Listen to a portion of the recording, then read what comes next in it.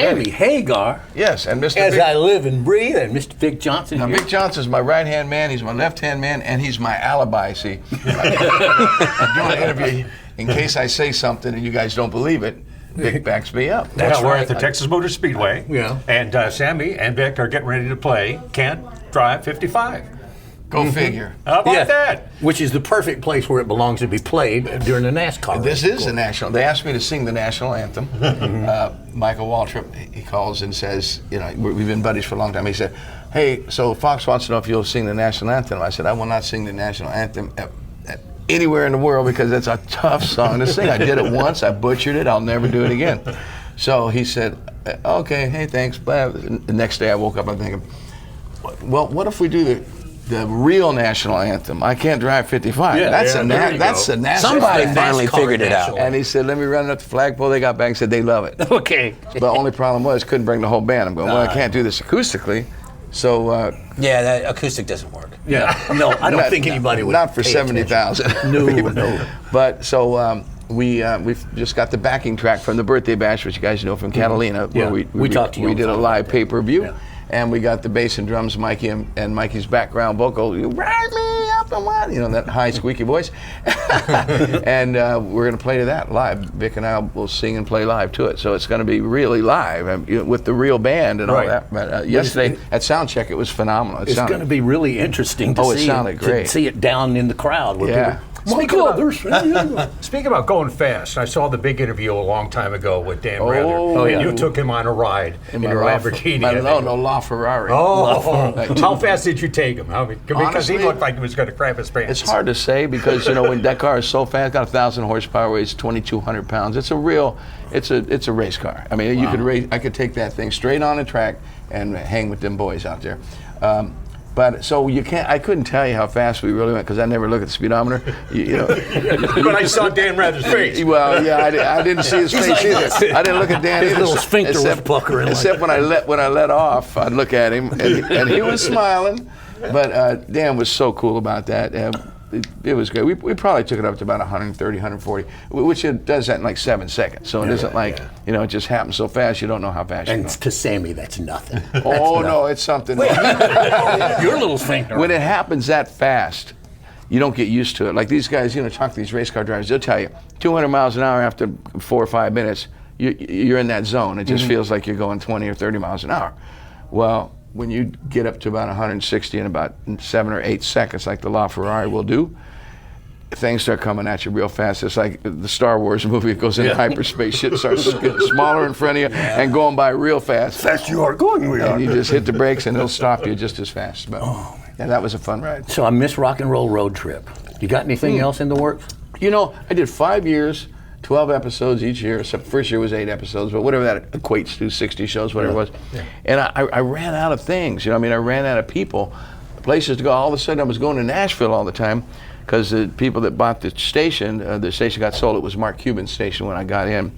And the last year, they started saying, well, hey, let's, you know, want to change it. We want to do this, we want to do that, and, you know, let's do a lot more country stars and do this. And I got nothing against country stars. They just said, I was going through my friends, my rock and roll friends, and having a blast because, you know, talking a lot of shit. And so I thought, yeah, 5 years.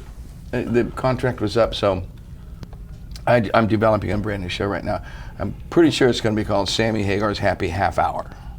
Well, SHHH. Yeah, shh, don't tell me about it. That's the idea of it. But anyway, we just got to kind of go to classic bars all over the country, like, you know, like Billy Bob's. Yeah. Go there and talk to the bartender and talk to Marty. Marty runs and everything. say, Marty, who's, you know, get you know, ahead of time, you get the town drunk, the guy that's there every night, right? Yeah. I want him to hear, right? I'm going to interview him, and then, you know, get somebody that's another musician that lives around there. Yeah. You know, in that case, it would be Willie, because I think Willie's played there more than anybody. But I'd interview Willie again. He has a Willie wing over there at Billy Bob's. But we'll mix cocktails, talk about, you know, stories, what's the funniest thing ever happened in this bar, and then bring in another musician or me by myself and do a song in the end. Well, Vic, how did you get hooked up with Sammy? Because I remember the busboy. I love the busboy. I auditioned. Did you really? I auditioned. He called me. He said, hey, you want to play with me? I was like, oh, I'll check you out.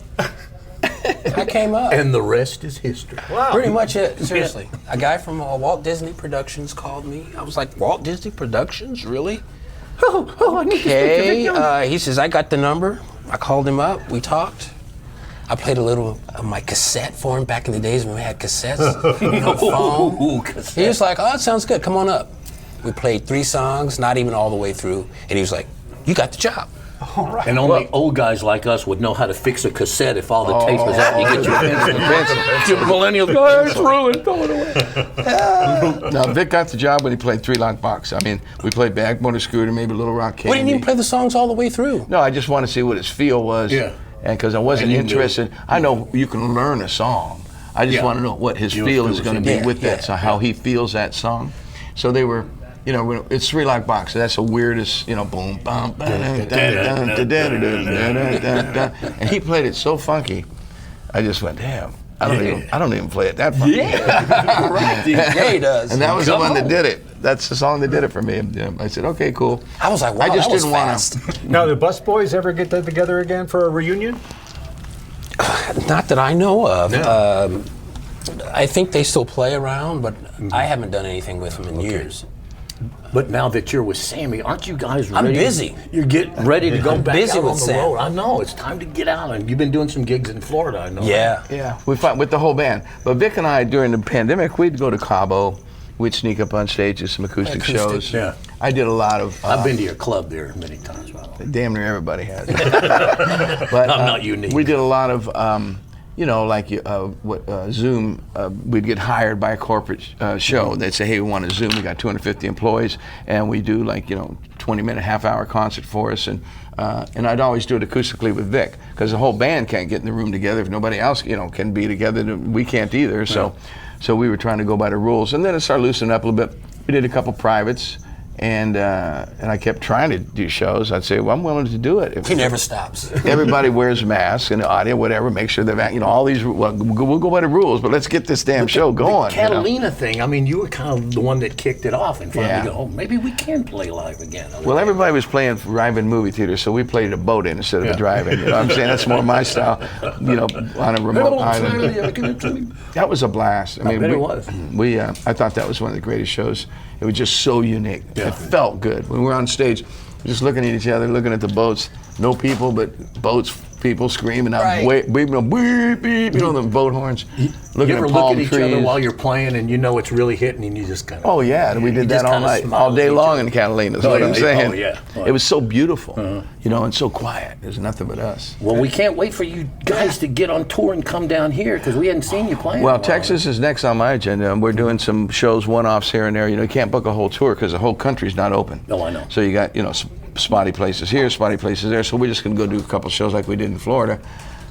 2 places we had to play 2 nights because they only allowed half the house. So we did like 3,700 went for each night instead of 7,000.